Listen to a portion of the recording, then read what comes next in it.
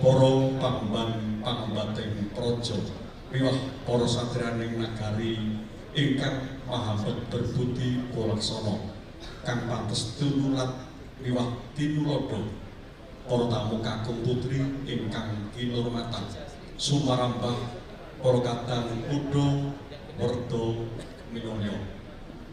Puji syukur wonten ing ngarsanipun Gusti kang mawirah welas lan asih ingkang sampun paring pinten-pinten kanikmatan lan karudrahan.